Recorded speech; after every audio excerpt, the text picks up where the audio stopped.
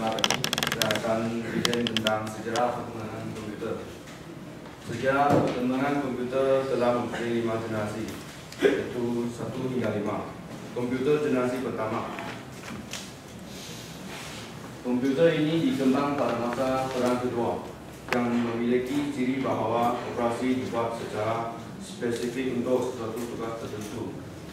Setiap komputer memiliki program kod biner yang berbeza yang disebut bahasa mesin dan penggunaan tube vacuum yang membuat komputer pada masa tersebut berukuran besar.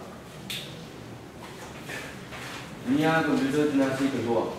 Pada generasi ini, tube vacuum telah diganti oleh transistor dan telah terjadi pula perkembangan memori anti-magnetik.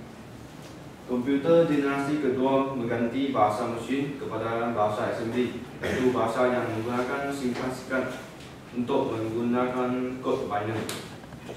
Komputer generasi kedua telah memiliki komponen-komponen yang disesuaikan dengan komputer pada masa ini, seperti printer, disket, memori, sistem operasi, dan program.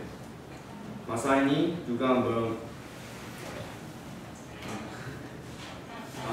juga bermunculan bahasa program untuk mengganti kod mesin yang rumit dengan kata-kata, taklimat dan formula matematik yang mudah difahami oleh manusia.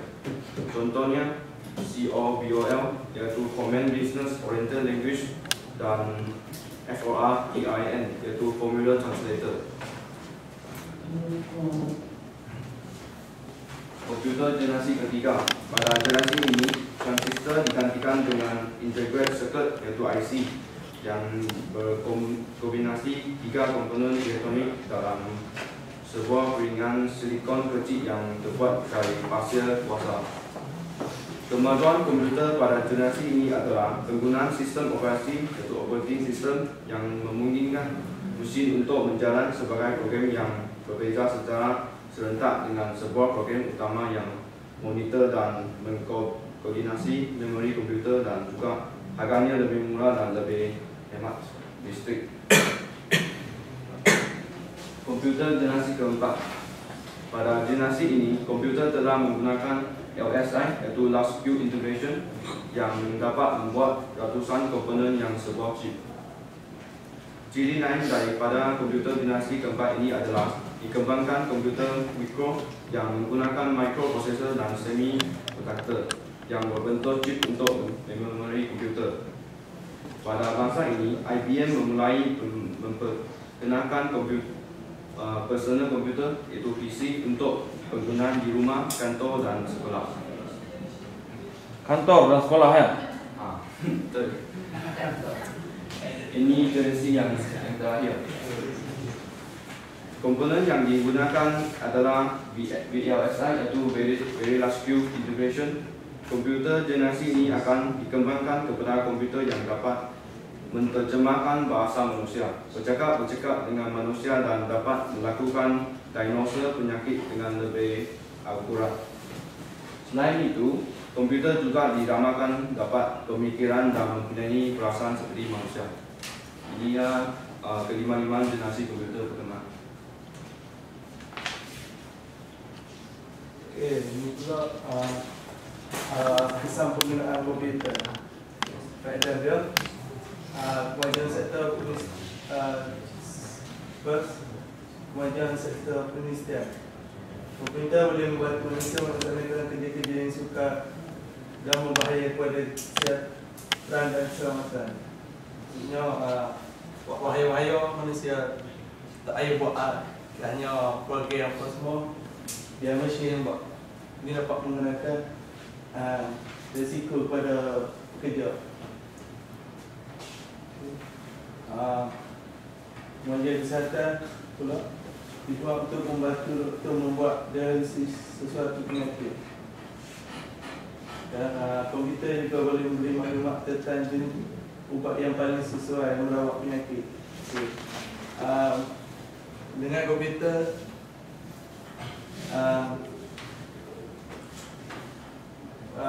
komputer boleh pilih ubat yang sesuai untuk penyakit. Ini akan memberi kesan positif pada pesakit.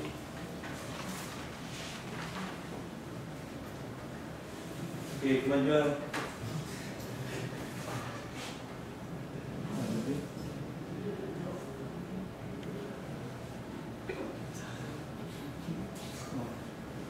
sains dan teknologi.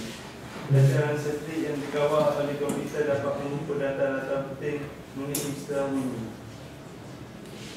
Maklumat dari sesuatu kawasan boleh dihantar ke seluruh dunia dengan batas. Kita tak payah lagi guna proof hanya hantar melalui internet. Sebenarnya dalam pendidikan pula, komputer merupakan pembantu mengajar yang penting. Kita juga memudahkan proses pengajaran dan pembelajaran kerana pelajar boleh belajar sesuatu secara individu melalui program komputer. Pelajar tak payah lagi pergi start ke apa, hanya buka internet juga dapat maklumat. Penggunaan komputer pada individu ini bisa boleh menyebabkan manusia semakin bergantung pada alat, hilang upaya dan keluasan bila ada masalah yang diperlukan pemikiran masalah.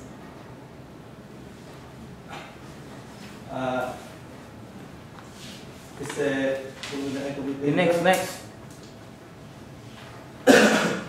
Komputer boleh digunakan untuk mencipta alat perang yang mempunyai kuasa musnahkan yang besar. Komputer seperti alat teknologi lain manfaat mereka yang kebolehan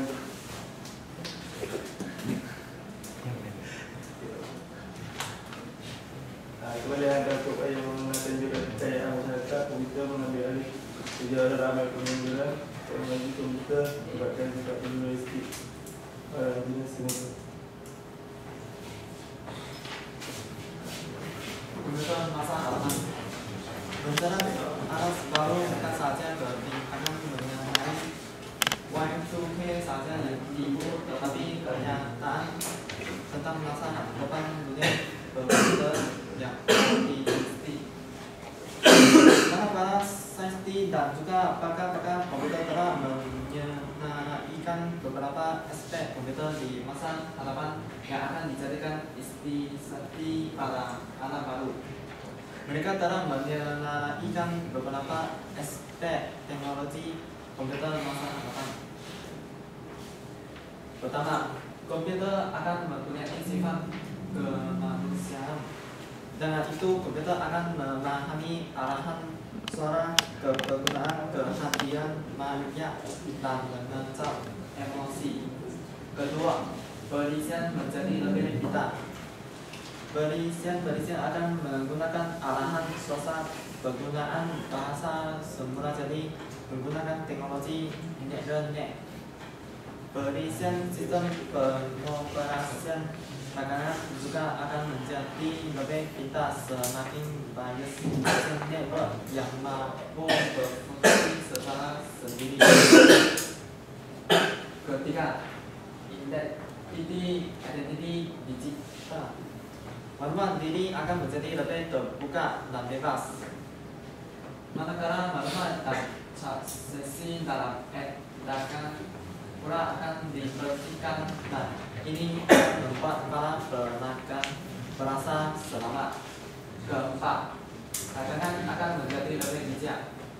Sistem dagangan yang akan diwujudkan mempunyai ciri-ciri seperti lebih pantas, sistem dagangan rumah yang lebih bijak, penggunaan IPv4, layanan digital dan bisa sambungan dengan berbagai peralatan telekomunikasi. Sekian, terima kasih. Sama-sama. Okey, presenter pertama siapa nama? Loh Kyusen. Ada satu perkara tu. Cuba awak pergi dekat tu.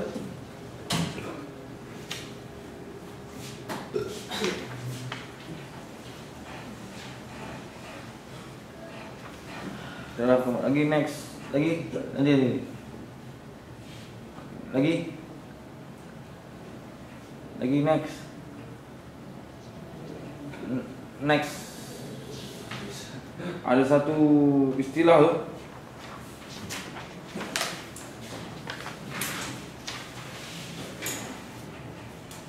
Pergi komputer generasi pertama, tengok komputer generasi pertama tu.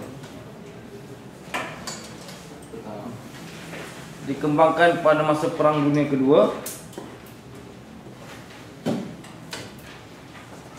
Okey, setiap komputer memiliki program kod biner. Kod biner tu apa ya? Cuba beritahu kat saya.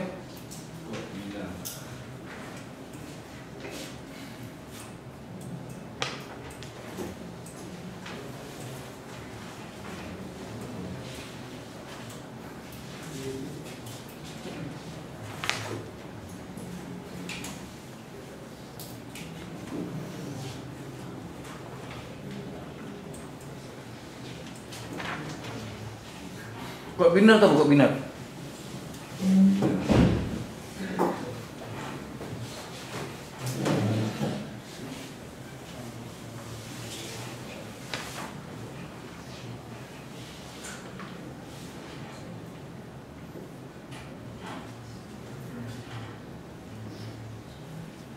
Kod biner iaitu bahasa mesin yang key in dalam komputer akan keluar itu output.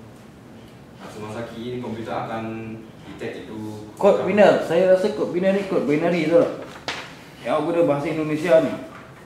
Kod binary tu dia menggunakan kod 101010. IO saja kan. Okey. Memori komputer. Okey, pasir kuarsa tu apa? Komputer generasi ketiga. Cuba tengok. Transistor digunakan dengan integrated circuit yang mengkombinasikan 3 komponen elektronik dalam sebuah piringan silikon kecil yang terbuat dari pasir kuarsa. Pasir kuarsa tu apa?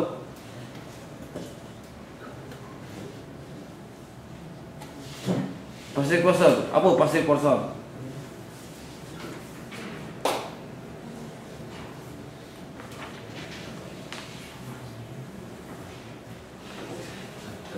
Tak tahu. Saya pada pandangan saya lah, pasir kuarsa ni dia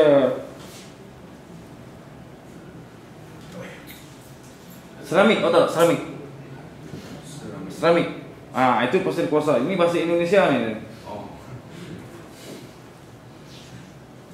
Awak main type, awak bukan type lah, awak copy paste je ni.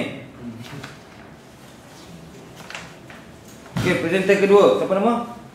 Amir Mukmin bin Saufi. Ya. Bila kali terakhir awak baca benda ni? Bila first awak baca presentation awak ni? Semalam. Awak buat sekali ke atau macam mana? Sebab apa yang awak baca tu macam awak baca seorang-seorang je. Awak membebel dekat depan tu, saya apa pun saya tak dengar kat sini.